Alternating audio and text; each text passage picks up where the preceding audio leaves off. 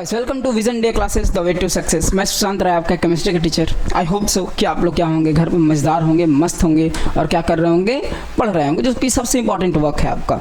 और कहते हैं ना कि उम्मीद पे तो दुनिया कायम है, यानी हर लेक्चर के बाद मैं उम्मीद करता हूँ कि आप घर पर पढ़े होंगे, नोट्स बनाए होंगे और जितना मैं पढ़ाया होगा यहाँ पे वो आपको समझ में सब कुछ आया होगा। तो जैसा मैंने कहा कि उम्मीद पे तो दुनिया कायम है, वैसे ही मैं उम्मीद करता हूँ कि आपने सारा लेक्चर भी देखा होगा कि कैसे हमने केमिकल रिएक्शन क्या होता है, केमिकल इक्वेशन क्या होता है, केमिकल इक्वेशन बैलेंस्ड कैसे करते हैं, अनबैलेंस्ड कैसे पहचानते हैं, फिर अनबैलेंस्ड को बैलेंस कैसे करते हैं। मैंने जैसा कहा था कि अगला लेक्चर जब मैं स्टार्ट करूंगा तो उसमें एक और एग्जाम्पल लेके मैं आगे की तरफ बढ़ूंगा, ताकि थोड़ा सा और डीपली आपको इस बार हम लोग क्या करेंगे, इस बार हम लोग एक और एग्जाम्पल लेके आगे चलेंगे, फिर हम आगे मूव करने की कोशिश करेंगे। तो आई होप सो आप सब लोग तैयार होंगे कि हाँ सर आगे बढ़िए आज के लिए, और नोट्स तो ज़रूर बना रहे होंगे। और मैं रोज़ कमेंट देखता हूँ, अगर आपको कोई भी डाउट हो तो आप लिख सकते हो, मैं उसके लिए तैयार हूँ। थोड़ा सा पीछे चलते हैं, पीछे मतलब ज़्यादा पीछे नहीं, यहीं आस पास रहेंगे। और थोड़ा सा मैं ये आपसे पूछूंगा, एक और एग्जांपल लेके आपको थोड़ा सा दिखाऊंगा कि हमने क्लास में क्या बात किया था। वो देखो, एक इक्वेशन है, मैं कहा था कि हम स्टेट की बात आज करने वाले हैं, यानी हमने लास्ट क्लास में स्टेट की बात नहीं की थी। नॉर्मली एक इक्वेशन हीट रिलीज होता है, उसको छोड़ दो। एक आपको केमिकल इक्वेशन दिख रहा होगा जिसमें लिखा है कि व्हेन CH4 यानी मीथेन इज रिएक्ट विथ, जैसे मैंने कहा था ना कैसे पढ़ते हैं, इसको कैसे पढ़ते हैं, CH4 यानी methane react with oxygen to form carbon dioxide and water molecules. अब इसको पहले सबसे बड़ी बात है, पहले ये पता कर लो बेटा कि ये केमिकल इक्वेशन बैलेंस्ड है कि अनबैलेंस्ड है। अगर बैलेंस्ड होगा तो छोड़ देना अपन को, अनबैलेंस्ड होगा तो बैलेंस की तरफ बढ़ेंगे। तो वही बात है, अपन यहाँ लिखेंगे एलिमेंट, यहाँ number of atom in are reactant and number of atom in P product. आइए देखते हैं। पहले देखिए, पहले रिएक्टेंट में आपको देखना है, बस रिएक्टेंट में देखना है कितने एलिमेंट है, कितने हमारे एलिमेंट को जो है रिएक्टेंट में कौन कौन से। प्रोडक्ट में हमें देखने की ज़रूरत नहीं है, क्योंकि जो प्रोडक्ट बना है वो किससे बना है, रिएक्टेंट से बना है। जैसे नॉर्मल है कि अगर आप आलू गोभी टमाटर काट के सब्जी बनाने की कोशिश की हो, आलू काट के सब कुछ डाल के इसमें डाली, कढ़ाई में डाली हो, तो कढ़ाई ढक दी, सब्जी बन रहा है। जब सब्जी बन गया कुछ देर में, जब उसका कवर हटाई तो क्या उसमें पनीर आ जाएगा? पॉसिबल है? कहो सर ये तो इलॉजिकल बात कर रहे हैं। सेम केस वही मैं भी कह रहा हूँ कि जो एलिमेंट रिएक्टेंट में लिए होगा रिएक्ट कराने के लिए, वही प्रोडक्ट में बनते हैं, बस उनका क्या होता है, उनका कंपोजिशन चेंज होता है। उन जैसे एक हाइड्रोजन कार्बन के साथ था तो अब किसी और के साथ चला जाएगा, रीअरेंज हो जाते हैं सब एक दूसरे के साथ। लेकिन कोई ऐसा नहीं है कि अगर कार्बन हाइड्रोजन ऑक्सीजन आप लिए हो रिएक्टेंट में, प्रोडक्ट में कोई नया, यानी ऐसा नहीं है कि यहाँ पे नाइट्रोजन आ जाएगा, सल्फर आ जाएगा, ये पॉसिबल नहीं है। इसलिए हम कहते हैं कि पहले आप केवल एलिमेंट यानी रिएक्टेंट में देखा करें। तो पहला एलिमेंट क्या आपको दिख रहा है, कार्बन, दूसरा हाइड्रोजन और तीसरा ऑक्सीजन। मुझे 3 के अलावा कुछ नहीं दिख रहा है, एक बार आप भी देख लीजिए। इन 3 एलिमेंट के अलावा और कोई एलिमेंट दिख रहा हो तो बताइए मुझे कि हाँ सर मुझे दिख रहा है। नहीं दिख रहा है ना, दिखना भी नहीं चाहिए। आइए, कार्बन की संख्या यहाँ कितनी है, कार्बन का एटम कितना है, 1 है। प्रोडक्ट में भी कितना है, 1 है। यानी मैं कह सकता हूँ यहाँ पे LHS = RHS है, LHS = RHS है। वैसे मैं आगे चलूँ थोड़ा सा। हाइड्रोजन की संख्या यहाँ देखिए, रिएक्टेंट में कितनी है, 4 है, और प्रोडक्ट में कितनी है, 2 है। यानी आप देख के बता सकते हो सर LHS = RHS। यानी ये तो सर कन्फर्म हो गया हमारा कि ये इक्वेशन जो मैंने लिखा है ये बैलेंस तो नहीं है। जो इक्वेशन मैंने लिखा है ये हमारा इक्वेशन बैलेंस तो नहीं है, तो कंफर्म हो गया। सिमिलरली आगे भी ट्राई कर लेते हैं। ऑक्सीजन रिएक्टेंट में कितना है, 2 है। प्रोडक्ट में कितना है, 2 और 1 3 है। यानी यहाँ भी हमारा क्या दिख रहा है, LHS = RHS। समझ में आया? यानी कह सकता हूँ कि दिस केमिकल इक्वेशन इज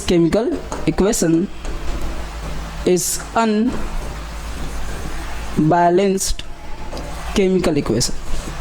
ये तो हम लोग लास्ट क्लास में भी पढ़े थे कि हाँ सर ये तो इतना पता है कि हमने ये पता कर लिया कि जो इक्वेशन दिख रहा है ये क्या है, तुम्हारा अनबैलेंस्ड केमिकल इक्वेशन है, जो कि आसान है। अब अगर अनबैलेंस्ड है तो मैं आपको यही बताया था कि इसी इक्वेशन को हम बैलेंस्ड कैसे करेंगे, ये मैं आपको लास्ट क्लास में बताया भी था। आइए वैसे करते हैं। CH4 plus O2 to form CO2 and H2O। सबसे पहले आप लोग क्या करिएगा, डबिया लीजिएगा। अपन के लैंग्वेज में क्या करेंगे हम लोग, डबिया लेंगे इसको। क्यों भैया, क्योंकि कहीं ये भाग ना जाए, भाग जाएगा तो हमारे लिए भी दिक्कत होगा, फिर हम बैलेंस किसको करेंगे ना जी। आइए बैलेंसिंग किसको, कार्बन एटम। सबसे पहला हम किसको बैलेंस करेंगे, कार्बन एटम, यानी वही वापस लास्ट वाली कहानी याद रख। क्या करना है, अब हमें किसको देखना है, किस पे फोकस करना है और किसको धुंधला दिखना है। अब शायद आपने जाके गाना जरूर देखा होगा कि अपन को केवल कार्बन को देखना है, एकदम बस कार्बन दिखना चाहिए, कार्बन के अलावा और मुझे कोई नहीं दिखना चाहिए। कार्बन देख रहे हो, उम्मीद करता हूँ कार्बन ही देख रहे हो, कार्बन के अलावा और किसी को मत देखो। तो ध्यान से देखो, कार्बन रिएक्टेंट में कितना था, 1, प्रोडक्ट में कितना है, 1। तो यानी कार्बन क्या है, बैलेंस है, यानी एज इट इज़ इस केमिकल इक्वेशन को उतार दो। देयर इज़ नो चेंज, कोई भी चेंज करने की ज़रूरत इसमें नहीं है। जैसे दिख रहा है वैसे ही तुम क्या कर दो, उसको उतार दो। यानी चलो भैया एक स्टेप तो हमारा पूरा हो गया। अब अगला लिखोगे balancing hydrogen atom. Shift change करो, शिफ्ट चेंज करो। अब किसको देखना है, अब केवल देखना है तुम्हें हाइड्रोजन को। ऊपर नहीं देखेंगे, हम नीचे से देखेंगे। रिएक्टेंट में हाइड्रोजन की संख्या कितनी है, 4। रिएक्टेंट में हाइड्रोजन की संख्या कितनी है, 4। और प्रोडक्ट में कितनी है, 2। फिर मैं कहूँगा heat and trial method, reactant में 4, प्रोडक्ट में 2। यानी क्या करें सर, दिमाग में चल रहा है, अगर इसको मैं 2 से मल्टीप्लाई कर दूँ तो यहाँ हाइड्रोजन की संख्या कितनी हो गई, 4 हो गई। और यहाँ भी हाइड्रोजन की संख्या कितनी हो गई, 4 हो गई। यानी अगर मैं कहूँ इस डब्बे के सामने मैं कितना लिख दूँ, 2 लिख दूँ, तो देखो इस इक्वेशन क्या बनेगा, भी बनेगा तुम्हारा CH4 plus O2 to form CO2 plus 2H2O। Check कर लो, हाइड्रोजन यहाँ पे 4, हाइड्रोजन यहाँ पे 4, हाइड्रोजन बैलेंस। मैं फिर कहा कि इसकी वजह से अगर कोई अनबैलेंस हो रहा है तो हमें ध्यान देने की बिल्कुल भी ज़रूरत नहीं है। देखना केवल एक को है, मैं बार बार कह रहा हूँ, इसको हर जगह अप्लाई कर सकते हो। एक समय में एक ही लोग को देख सकते हो, बाकी लोग को देखो डाइवर्ट हो गए। Same case. अब शिफ्ट चेंज करो, पहला इंसान हम किसको देखे थे, कार्बन को देखे थे। दूसरा किसको देखे, हाइड्रोजन को देखेंगे। अब किसकी बारी है, एंड मोस्ट ब्यूटीफुल कौन है, ऑक्सीजन एटम। बड़े मज़ेदार आदमी है। आइए लास्ट इसको बैलेंस करते हैं। अब एक स्टेप ऊपर देखना, बहुत ऊपर मत चले जाइएगा।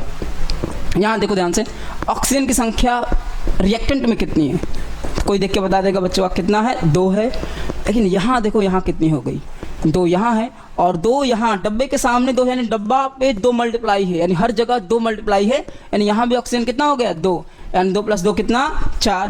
फिर लोग कहेंगे इसको भी मल्टीप्लाई बाई 2, यानी अगर मैं इसका इक्वेशन लिखूँ तो क्या लिखूँगा, CH4 प्लस O2, डब्बे के सामने बाबू लिख देना 2 to form CO2 plus 2H2O।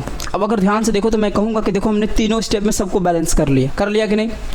अब ऐसे करके छोड़ नहीं देना अपन को, अब ऐसे करके हमें रीचेक करना है। क्या करना है, रीचेक कि हाँ जो मैं लिखा हूँ वो सही लिखा हूँ कि नहीं। तो इसके लिए लिखेंगे लास्ट स्टेप में ओवरऑल इक्वेशन।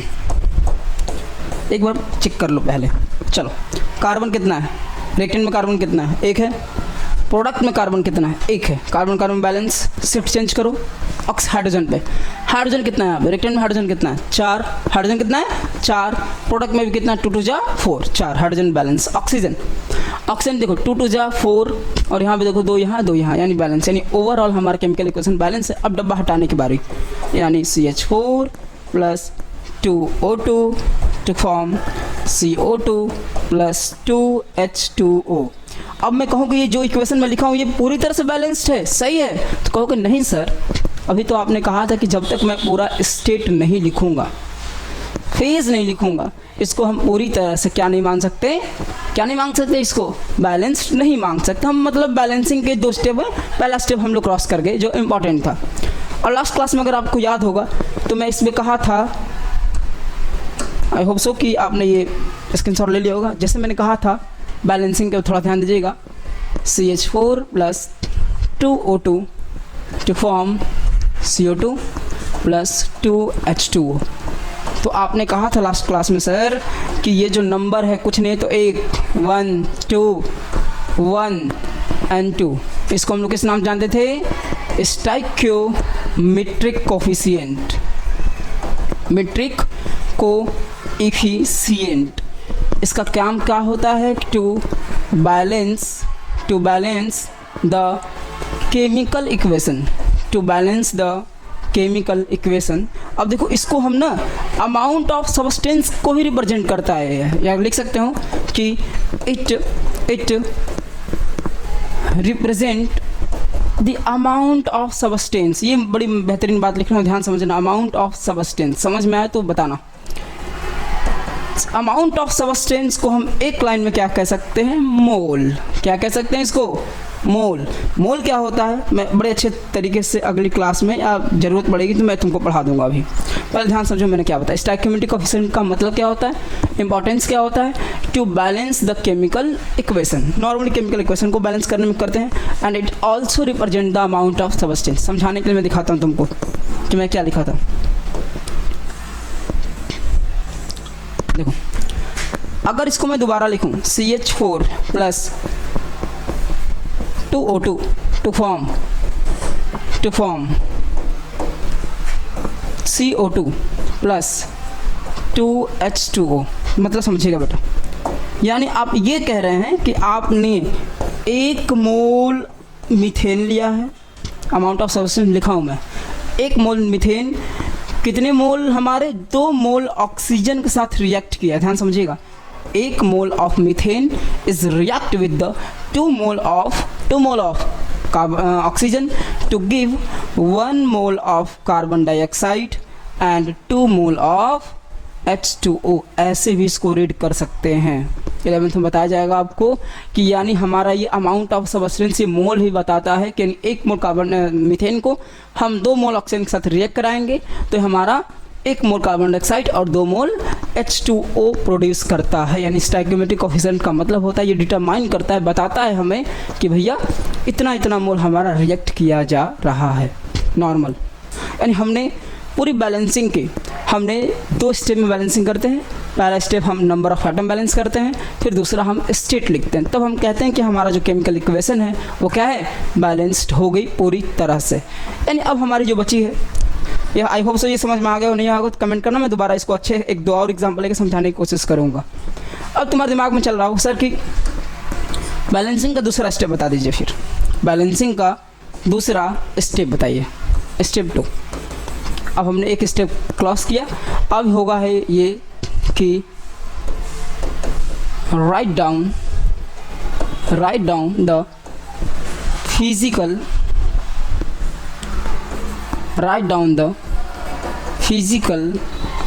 स्टेट। अब हमें फिजिकल स्टेट लिखनी होगी। जैसे मैं अभी आपको वहीं बताऊं मैं कि फिजिकल स्टेट की बात करूं, अगर मैं फिजिकल स्टेट की बात करूं तो स्टेट कितने होते हैं? अब ये मत कर देना 28 स्टेट होते हैं सर, उसकी बात नहीं कर रहा मैं। तुम्हारे कोर्स में 3 स्टेट, सॉलिड,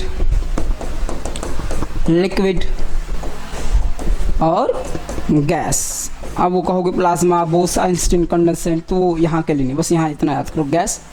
और एक नया तुम्हारे कोर्स में दिखेगा एक्वस। 4 चीज़ें दिखेगी तुम्हारे कोर्स में, solid, liquid, gas and aqueous. यानी जहाँ कोई सब्सटेंस सॉलिड फॉर्म में रहेगा उसके नीचे हल्का सा हम एक ब्रैकेट बना के स्मॉल s लिखेंगे, यानी वो क्या हो गया? सॉलिड फेज में। किस फेज में है? सॉलिड फेज में। अगर वो लिक्विड फेज में है तो स्मॉल l, गैस फेज में है तो स्मॉल g और एक्वस फेज में है तो एक q लिखेंगे। अब तुम्हारे दिमाग में पहला क्वेश्चन ये चल रहा होगा कि सर वो तो समझ में आ गया कि सॉलिड होगा तो s लिखेंगे, लिक्विड होगा तो L लिखेंगे, गैस होगा तो G लिखेंगे। ये एक्वस एक नया नाम कहाँ से है? इससे पहले तो हम नहीं सुने थे, ध्यान समझना। ये एक स्पेशल केस है,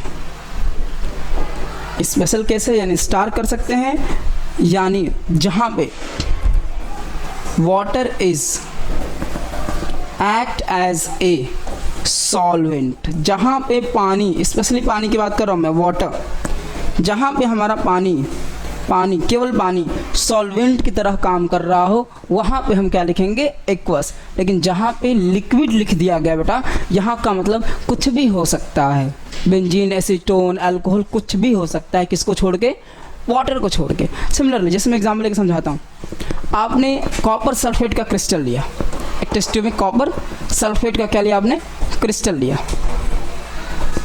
उसको आप सॉल्यूशन में कन्वर्ट करने के लिए आप क्या करते हो, इसमें आप डिस्टिल्ड वाटर डालते हो।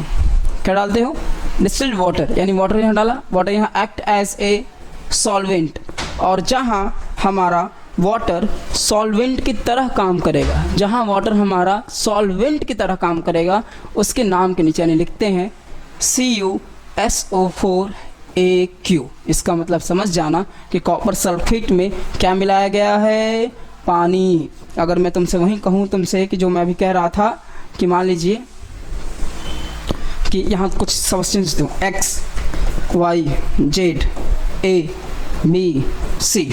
अब देखो इसके नीचे लिखा है S, इसके नीचे लिखा है L, इसके नीचे लिखा है G, इसके नीचे लिखा है S, AQ और AQ। मतलब समझिएगा, देखिए ध्यान समझिए, फिलहाल X सॉलिड, यानी इसका जो फेज है वो क्या है, सॉलिड है। इसका फेज हो लिक्विड में, यहाँ फेज लिक्विड है, यानी कुछ भी हो सकता है, वाटर भी हो सकता है। मैं दोबारा कंफर्म तुमको बताऊं, because water is a liquid. Water क्या है तुम्हारा, लिक्विड ही है ना। बस ध्यान रखना कि वाटर जब मिलाया जाएगा एज ए सॉल्वेंट तब AQ लिखेंगे। यानी अगर किसी रिएक्शन के दौरान तुम H2O लिखती हो ना एज ए रिएक्टेंट, तो वहाँ लिक्विड ही लिखोगे, एक्वस नहीं लिखोगे। एक्वस तब लिखोगे जब H2O किसी में मिलाया जा रहा हो। जैसे अब लिक्विड में यहाँ क्या हो सकता है, वाटर हो सकता है, कुछ भी हो सकता है, गैस हो सकता है। लेकिन जहाँ एक्वस की बात है समझ जाइएगा, यहाँ वाटर क्या है, water act as a solvent, water act as a solvent. यानी एकदम दिमाग क्लियर करके एक लाइन में समझिएगा। एक्वस तब लिखेंगे, एक्वस का मतलब क्या होता है, जब वाटर सॉल्वेंट की तरह काम कर रहा हुआ है, यानी उस सॉल्यूशन में वाटर, उस जो क्रिस्टल है या जो भी कुछ है उसमें पानी डाला गया है, यानी पानी डाला गया, यानी वाटर क्या हो गया, water act as a solvent. तो कह सकते हैं बेटा वहाँ हम कि यहाँ पे हमारा वाटर होगा। चलिए थोड़ा समझाते हैं आपको जो पिछले वाला रिएक्शन था। देखिए पिछला रिएक्शन क्या था हमारा, CH4 + O2 to form CO2 + H2O। अपन ने बैलेंस किया, तो बैलेंस करके क्या लिखा था, CH4 + 2O2 to form CO2 + 2H2, यही लिखा था बेटा। अब इसमें अपन को बस ऐड क्या कर देना, state. CH4 is a gas, तो गैस है तो क्या लिखेगा, स्मॉल g लिखोगे। और ऑक्सीजन, सबको पता ऑक्सीजन क्या होती है, गैस होती है, तो यहाँ भी क्या लिखोगे, गैस। कार्बन डाइऑक्साइड क्या होती है, गैस। H2O, ध्यान देना फिर आ गया, H2O जब अकेला लिखा हो कहीं तो ये किस फॉर्म में आता है, लिक्विड के फॉर्म में आता है। किस फॉर्म में आता है, लिक्विड के फॉर्म में आता है।